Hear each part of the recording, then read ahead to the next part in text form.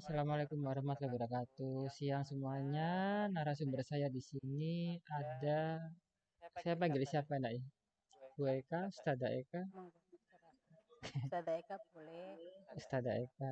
Jadi untuk sobat eskul yang mungkin masih belum kenal, Ustada Eka ini baru di eskul 1 bulan ada ya? Ya, 1 bulan lebih Ya, dikit. 1 bulan lebih dikit. Jadi Ustada Eka ini sedo dari Ananda Hilmi. Ya, Betul. jadi Ananda Hilmi dan Ustadz Daika ini termasuk sebenarnya guru senior yang sudah cukup lama ya. Berarti kalau dihitung 10 tahun lebih ya.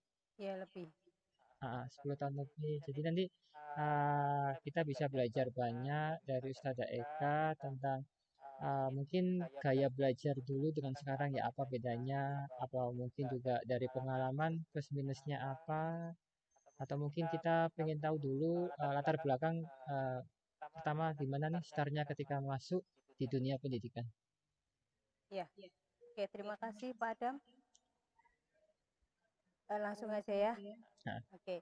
Saya pertama masuk di dunia pendidikan itu tidak langsung di pendidikan formal. Jadi kayak di tempat kursus gitu dan di situ siswa di situ 90 80 90% non pribumi. oke. Ya, non pribumi. Ya, ada lah yang dari pribumi seperti kita ada, cuman bisa dibilang minoritas. Berarti non pribumi itu Ya, kayak orang luar. Chinese, Oh ya, Arab, oke. ya, ya. Dan selama itu saya melihatnya ini kan tempat kursus yang full ya, full time. Jadi bukan yang shift jam berapa dari sampai jam berapa enggak. Jadi Mm, full time dari pagi sampai malam setengah tujuan. Itu jadi mm, saya tahu jadi mempelajari karakter dari masing-masing anak itu. Dan memang bedanya sangat kelihatan mm. pribumi dan non pribumi dan itu saya rasa juga dari budaya juga ya dari Oke. budaya kalau budaya Jawa yang selama ini orang bilang sluman sumun selamet kalem-kalem alon-alon pokok kelakon gitu ya Oke. ya itu kalau dibandingkan dengan karakter dari yang non pribumi ini memang beda beda sekali Beda beda jauh. iya iya jadi gini misalnya kalau yang non pribumi ini saya bukannya apa ya underestimatekan pribumi enggak ya hanya sebagai contoh tapi ya enggak seluruhnya seperti itu ya kan karena karakter kembali lagi pada diri masing-masing dan cara didik di rumah. Mm. Nah itu jadi contohnya gini masuk kelas mereka masuk Iya. kelas duduk tas apa segala macam peralatan sekolah ditaruh dan mereka langsung iya Stand. posisi siap untuk menerima pelajaran itu. Tapi ketika ada yang pribumi masuk gitu ya, masuk Mm. kelas mereka masih santai, datang, duduk, tolak, toleh, dia itu mungkin sudah Oh, karakter ya yang iya. nyantai. Kita pun juga begitu ya, kebanyakan seperti itu. Heeh. Iya, itu dari sikap. Oke. Ya, bedanya kelihatan sekali dari situ. Di sekolah mana itu? Saya nggak bisa menyebutkannya. Oh, iya, Oke, sih. Oke, terus? ya, ya ada. Itu tempat kursus yang Heeh. notabene bisa dibilang kelas internasional lah gitu ya Oh, ya karena semua masuk gitu iya. itu terus setelah itu baru saya masuk ke formal Heeh. ya dari negeri kemudian ke swasta sebelum ini kan saya juga sama sebetulnya di sekolah yang basicnya sama dengan school Mm. sekolah Islam juga hanya saja mungkin beda beda apa ya kalau dibilang organisasi lah itu itu Itu jenjangnya dari tahun tahun berapa, pindah sekolah tahun berapa gitu? Masih ingat? saya ya lupa lupa ingat lupa lupa Berarti ingat sudah pindah 3 lebih. iya saya yang negerinya sempat di luar Jawa juga. Oh, sempat ke luar Jawa. Iya, sempat di Oh, daerah Kalimantan. udah pedalaman apa masih Pedalaman, kota pedalaman? pedalaman ya. Dan itu pengalaman yang paling saya ingat adalah setiap kali hujan Heeh. libur sekolah. Sekolah libur. Iya, karena becek. Jadi pada males. Iya, itu tahun 2009 10 kalau nggak salah. Jadi Mm. Saya ngajar di situ itu tahun tahun 2009 2010 itu kalau di tempat kita di Surabaya sudah lumayan modern kan ya. Jadi Ya. anak-anak sekolah pasti pakai sepatu Heeh. rapi gitu. Tapi kalau di sana saya jadi ingat zaman saya sekolah tahun tahun 80 90-an. Masih banyak yang nggak pakai sepatu. Oh, Ya, terus baju juga asal-asalan. Itu ya mungkin hmm, beda ya, itu kan pedalaman beda. sekali ya. Ya, itu sekolah negeri. Berarti kalau di pedalaman itu faktor cuaca juga menentukan Menentukan sih. Iya, operasionalnya karena alam juga kan. dalam Iya, karena kalau sudah hujan becek, wis apa namanya jalan susah dilewati memang. harus jalan kaki tuh. Harus jalan kaki. Harus Hmm, jalan kaki, ada yang nekat juga kadang dicangking. Cangking sepatunya. sepatunya ya. Hmm, Terus ini ada lagi perbedaan karakter juga. Saya ngajar di situ yang dari Jawa, hmm. hanya saya dan satu orang guru agama dari Solo Oh, beliau. Yang masuk hanya 2 orang ini. oh, hanya 2 orang Iya, di satu. satu sekolah itu. Iya, saya datang, saya kan masih guru baru. Saya datang, toleh-toleh kok nggak ada orang. Nah, Hah? terus ibunya ini bilang, iya Bu, memang kalau hujan libur. Oh, gitu. Loh, jenengan kok masuk? Ya ini sudah jadi Tugas kebiasaan. Iya, biasa. sudah tugas saya mau gimana? Ya inilah bedanya kita sama orang pedalaman gitu. Ini beda lagi. Jadi kalau kita tadi menganggap bahwa non pribumi itu orangnya yang tegas, yang disiplin, yang apa, sedangkan kita kalem. Masih ada lagi yang melampaui kita kekalemannya gitu. Masih ada di bawah lagi Iya, levelnya. iya betul. Oh, Itu. jadi memang budaya, tempat tinggal, atau mungkin perilaku Iya, yang diajarkan berpengaruh. keluarga juga sangat Sangat mempengaruhi mempengaruhi. kebiasaan di sekolah. Iya, betul. Oke. Nah, jadi kalau misalnya budaya dari dan pribumi berbeda dengan budaya yang ada di luar, seperti tadi di Kalimantan, yang membedakan apa lagi? Misalnya mungkin dari karakternya, kebiasaannya, atau mungkin kayak religi itu juga Oh mempengaruhi iya, kayak apa? iya mempengaruhi sekali. Ini yang Hmm. mana? Kalau antara kita dengan luar Ya, ya, luar Jawa. Ya kan luar Jawa itu beda-beda ya. Kalau kita kan ada mayoritas muslim, minoritas apa gitu. Kalau luar Jawa itu nggak bisa dibilang begitu karena saya juga bingung ini agamanya hmm. apa agamanya apa gitu kan Oh, beda-beda. Jadi perbedaannya itu ya perbandingannya hampir sama lah gitu mereka kan. hmm, Kalau saya kemarin kan ini yang saya ceritakan budaya Dayak ya kan, saya di Kalimantan jadi kebanyakan itu budaya juga di situ. hmm. itu itu ya beda beda sekali memang. Jadi Oke. ini saya membicarakan tentang siswa ya, tentang pendidikan ya, bukan tentang ini Nah, ya. Jadi kalau orang-orang yang keturunan Jawa di sana kan juga banyak transmigran. Saya oke. aja tinggalnya di daerah perkampungan suku Jawa. Itu. Kadang saya juga bingung di situ. Ini saya ada di Kalimantan atau ada di Lamongan kayak gitu. Oh, Ya, semuanya pakai bahasa Jawa. di Kalimantan. Ya, yang saya tinggali itu. Ya memang Heeh. kampung Kampung transmigran. dari Tasik. Ya. Itu di sana kampungnya kayak untuk orang-orang kerja yang transmigran kelompok besar itu atau Iya. Iya, gitu. oh, Jadi mereka di sana kebanyakan memang petani. oh petani? Iya. Atau mereka kan rata-rata punya perkebunan. Perkebunan yang memang Hmm, sudah disiapkan pemerintah kan pastinya ya. Nah, itu perkebunan karet kebanyakan itu. itu kampungnya 1.000 orang ada? Oh nggak sampai. Itu satu kampung aja. Satu kampung aja. Hanya Oh, beberapa paling 20, 30 oh sedikit sebelas berarti ya? ya. Oh, jadi kan biasanya kalau program pemerintah itu dipindah gitu transmigran dari Jawa ke luar Jawa, tapi mungkin di sana ada kayak pekerjaan, mungkin ada pabriknya atau Enggak, mungkin itu yang disediakan itu lahan. lahan Iya. pertanian. Iya, lahan pertanian. Ya mungkin banyak sebetulnya, cuma mereka kan kayak dipencar-pencar gitu. Ya, jadi yang Hmm, tinggal di daerah situ nggak terlalu banyak. satu kampung itu sudah lama di situ. Sudah mereka bilang. Oh, udah lama ya. Iya, mereka bilang sudah lama. Tuh. Jadi di sini membedakan sekali antara tempat, karakter, budaya. Iya. Jadi juga mungkin daya belajarnya gitu ya. Iya, betul. Saya aja kan saya ada keponakan juga ya. Jadi saya ngotot ngajari keponakan saya untuk membaca, menulis gitu. teman-temannya sampai kelas 4 SD itu masih susah untuk baca tulis. Kelas 4 SD masih Iya, susah dan itu bukan sesuatu yang aneh. di sana. Iya, kalau Oh, kita kan mungkin sudah kelas segini kok belum, pasti ada kelainan iya. apa, kelainan apa. Kalau di sana enggak, itu sudah Oh, kebiasaan memang. sudah dianggap normal Iya, aja gitu. normal aja. Ya bahkan keponakan saya yang asli Jawa aja, Hmm. itu dia kelas 1 itu masih belum lancar bacanya.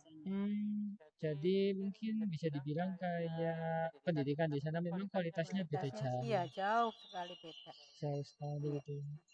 Berarti uh, anak SMP seperti anak SD, iya betul. anak SMA seperti anak SMP. Iya, saya aja kan di sana cuma sebentar ya, terus saya kembali ke Jawa. Keponakan saya ini yang tinggal di sana karena kan orang tuanya PNS di sana. Hmm. Terus dia SMP-nya ikut saya di Oh Jawa. gitu. Itu kasihan sekali saya karena dia nggak Nggak, begitu paham. nggak ngikuti ya? Iya, jadi misalnya disuruh gurunya untuk membuat clipping gitu, dia masih bingung clipping itu apa. Iya, jadi di sana nggak Nggak ada. diajari, Iya, nah, nggak nggak ada. dikenalkan clipping itu apa. Padahal kita di sini dari SD sudah dikasih tahu kan, kasih tugas juga tentang clipping, bikin Hmm. apa, clipping apa gitu. Dia bingung. Bingung. Iya, cuman kertas-kertas tumpuan itu disodorkan ke saya, Hmm. itu ini suruh buat clipping. Terus saya bilang, ya udah buat aja. Hmm. Seharian tuh masih tetap kosong. Dan Bingung dia ya. takut, nggak berani tanya sama saya. Oh, Akhirnya saya tanya, kenapa kok nggak dikerja-kerjakan? Clipping itu apa? Itu, oh, makanya itu beda sekali. beda sekali gitu ya. Oke. Nah, itu kan perjalanan dari Ustazah Eka sendiri. Nah, itu kalau sekarang kan kita sudah masuk pada era pandemi seperti ini. Iya, Ya, mungkin dari Ustazah Eka yang punya putri ya, iya, yang punya putri dan mungkin punya pengalaman plus minusnya apa nih tentang pandemi untuk pendidikan sendiri.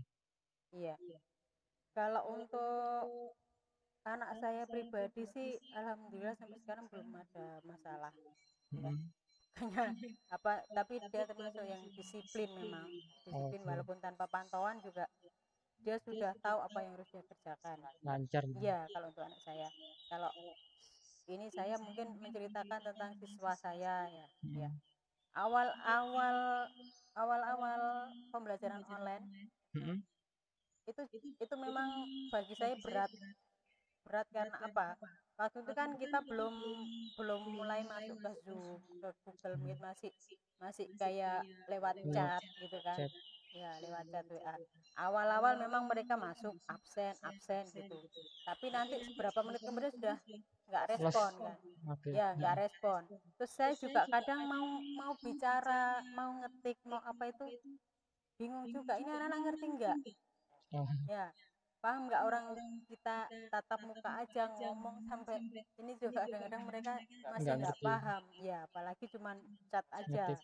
Heeh. Waktu itu masih pakai WA, masih pakai Microsoft Teams, ya kan? Team. Heeh. Nah itu. Oh, jadi masih tetap waktu pertama itu di bulan Februari Maret gitu. Iya, ya mungkin ya Maret. Heeh. Iya. Terus setelah itu tentang anak-anak yang tidak bisa mengikuti waktu daring itu ada Iya, ketika sudah dimulai kayak pertemuan menggunakan ya daring. itu kendala jaringan itu juga sering sekali. Oh, Ya itu jadi kadang akhirnya anak yang sebetulnya sudah bersemangat ya, bersemangat. Oke, belajar. Begitu ada kendala jaringan, jadi mereka down. oke. Iya, nggak jadi ngikuti. Nah, dari down pertama ini akhirnya untuk pertemuan kedua, ketiga, jadi mereka ini apa ya? Kayak sudah, Sudah bosan, ya sudah, aduh, ribet. gini lagi ribet ya betul. Mau belajar aja kok ribetnya minta ampun gitu kan. Nah, Hmm. itu dari anak-anak. Terus semakin lama semakin ke sini juga akhirnya yang saya rasakan ya mereka bosan. Bosan. Iya, bosan. Ya mungkin kalau dilihat belajar di satu kelas, memang ada gurunya, ada temannya. Tapi kan mereka hanya melihat wajah temannya Layar. di layar satu kotak gitu kan. Nah, mereka nggak bisa berinteraksi yang tadinya bisa bercanda, bisa apa, jadi nggak bisa kan. Sudah enggak Iya, bisa. tolak-tolak. Jadi, oh ya, saya sendirian gitu. Jadi akhirnya Kemarin saya juga sempat interview salah satu siswa saya, kenapa enggak pernah ikut daring lagi, kenapa? Apa sudah enggak minat sekolah? Dia Mm-mm. bilang, bukan enggak minat sekolah, saya pengen sekolah, tapi di sekolah, bukan di rumah, gitu. Iya, Ya, jadi ya itu dari anak-anak sendiri. Kemudian dari orang tua juga gitu. jenuh juga ya. Selain jenuh, mereka juga kerepotan, karena kan mungkin masih 1-2 bulan masih oke lah, masih struggle orang tua. Tapi kalau sudah dan seterusnya, apalagi sekarang bekerjanya mereka juga sudah aktif kan.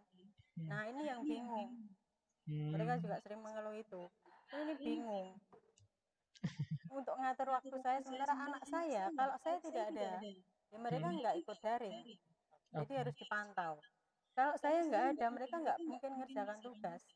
Sementara si Hmm. orang tua ini kerja mulai pagi sampai sore. Iya, Ya, ada juga anak yang memang dari pagi sampai sore tidur, sudah orang tuanya kerja. sudah nggak tahu ya. Iya. Nah, lain kalau di sekolah kan, sekolah mereka di sekolah jadi orang tua sudah aman gitu kan anaknya di sekolah. Nah, kalau di rumah ini yang nggak aman, Hmm. itu masih anak satu. Kalau sudah anak 2, 3, 4, Malah iya, rebutan. iya. Murid saya, wali murid saya itu ada yang 5 anaknya. Terus ya Bu, Itu solusi. so, bingung setiap hari, bingung setiap hari ya. Mana gadget juga dia harus menyediakan untuk 5 orang, ini Sediakan. sekolah semua kan. Iya, itu makanya Hmm. walaupun beliau ibu rumah tangga tapi kan ya kemampuannya terbatas. Beliau bilang gini, kalau saya mampu, saya nggak jadi ibu rumah tangga, saya kan jadi guru. Ya, Iya, jadi emang nggak, belum tentu semua pihak bisa adaptasi gitu, iya sukses betul. gitu. Iya, Hmm.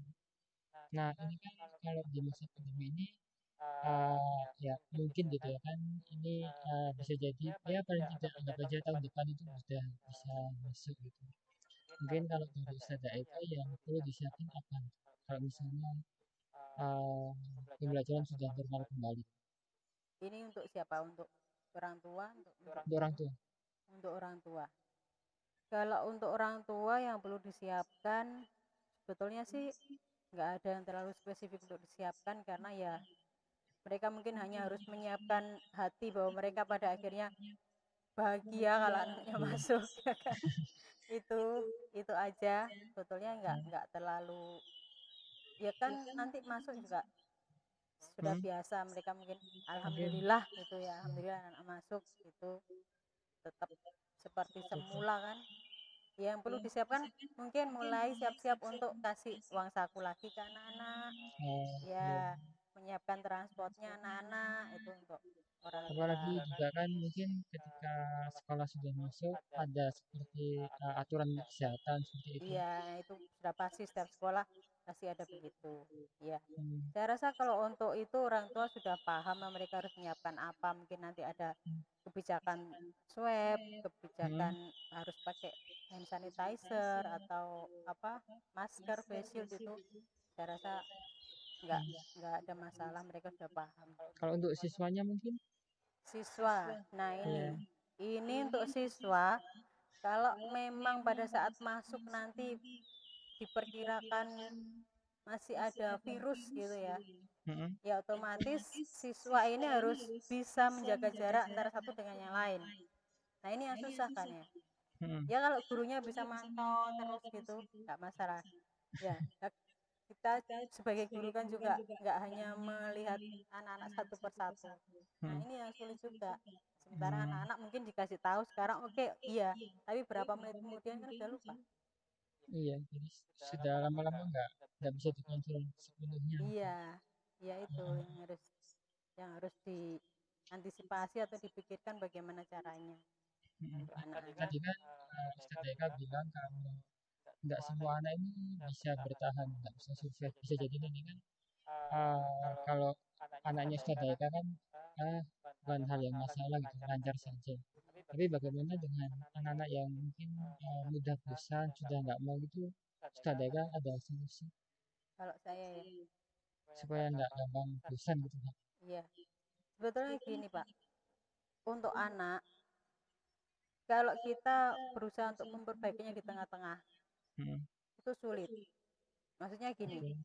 Sebetulnya kita harus membentuk karakter anak ini dari paling dasar sebetulnya. Mm-mm. Paling dasar. Jadi nggak pada saat sudah kesulitan, waduh anakku kok kayak gini, baru kita gimana nih solusinya.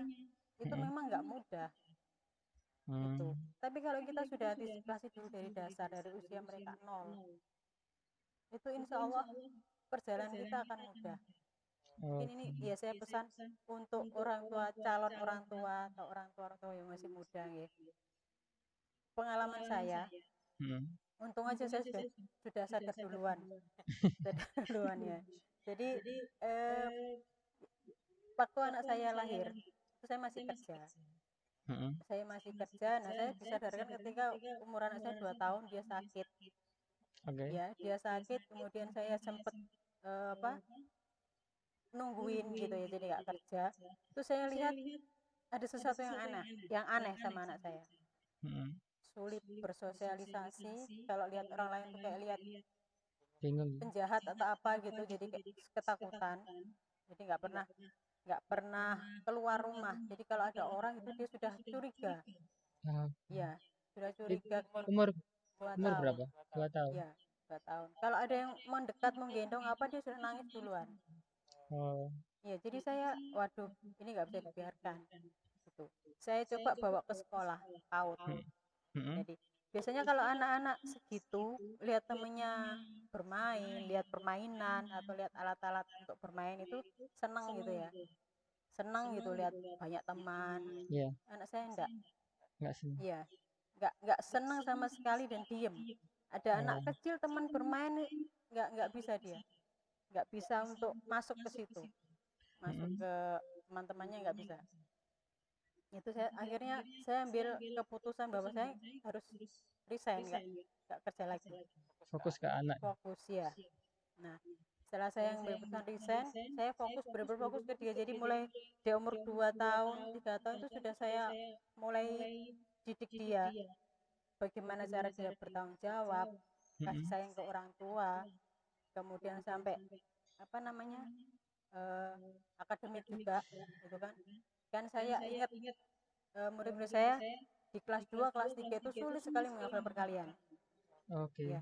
Jadi mulai umur segitu masih 2 3 tahun tuh saya sudah mulai perkenalkan hafalan perkalian. Ini bukan dengan cara ayo hafalkan, enggak ya, anak segitu enggak. Jadi ya udah saya pasang gambar di mana-mana perkalian sama huruf-huruf, angka-angka yang setiap saat bisa dia mainkan. Akhirnya TK dia sudah baca, bisa baca, kelas 1 dia sudah hafal perkalian, itu saya sudah nyaman apa sudah merasa safe ya. Mm-mm. Karena kan itu dasarnya dia bisa lancar nantinya untuk pelajaran kedepannya kan itu. Nah, Oke. terus untuk karakternya juga, Mm-mm. saya tidak pernah apa ya, tidak pernah memberikan peraturan ke dia. Mm-mm. Dalam arti gini, misalnya HP. Kan selama ini banyak orang tua yang memberikan peraturan. Apa sampai apa nggak boleh pegang Ya. HP. Jam segini sampai jam segini nggak boleh pegang HP. Saya nggak ada peraturan sama sekali untuk anak saya. Hmm. Terus terang dari dulu nggak ada. Terserah dia mau pegang HP atau enggak. Mm-mm. Terserah. Cuman saya selalu apa ya, melakukan pendekatan ke dia melalui cerita-cerita, Mm-mm.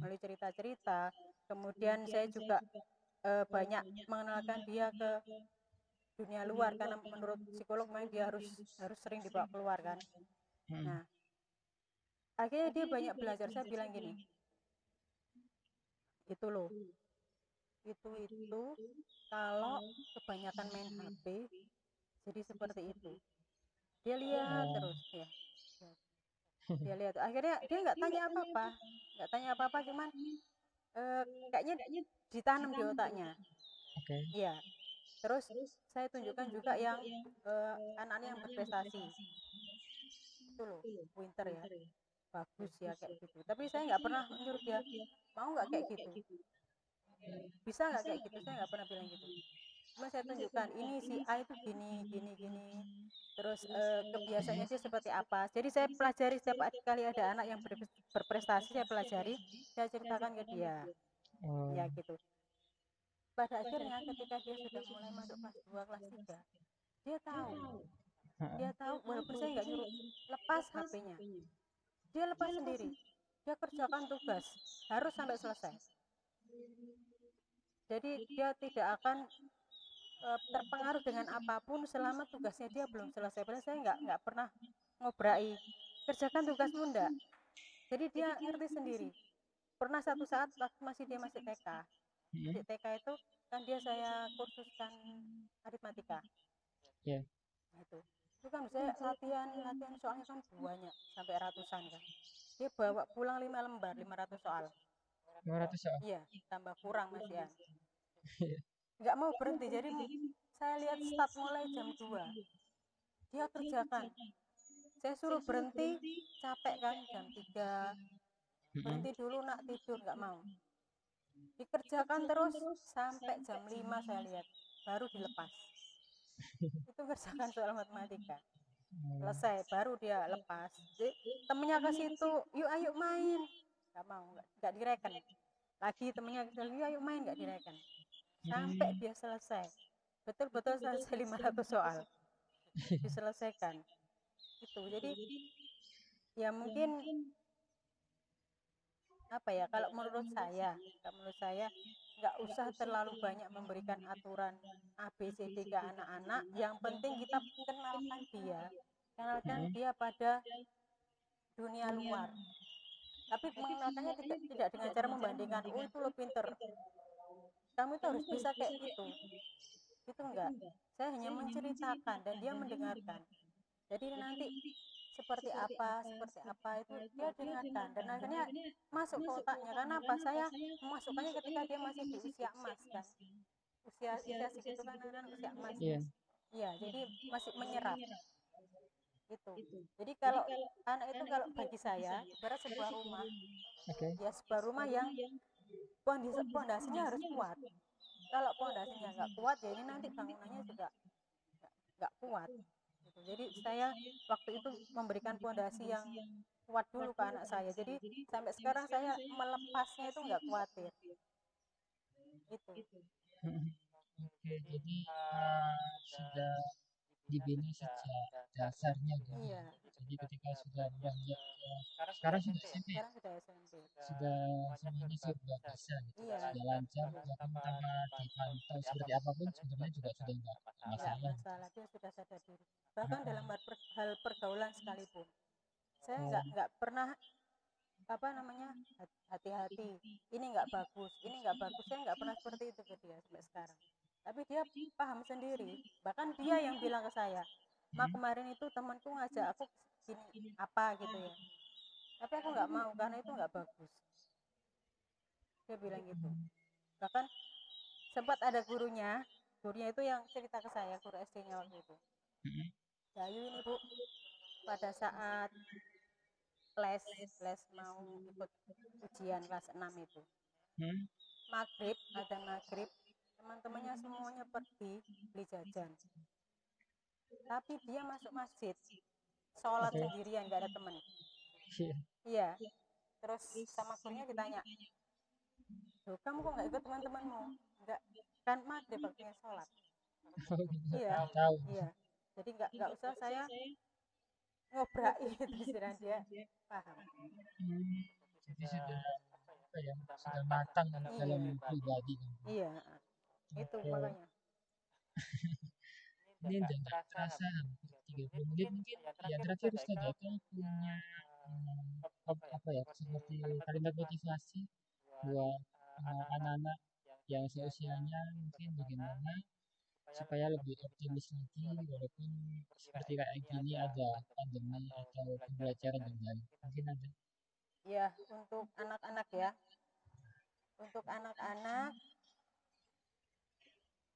ini, untuk menentukan masa depan kita di dunia dan akhirat itu kita sendiri yang menentukan, bukan Oke. orang lain, bukan orang Ya. tua atau guru atau siapapun Mm-mm. ya.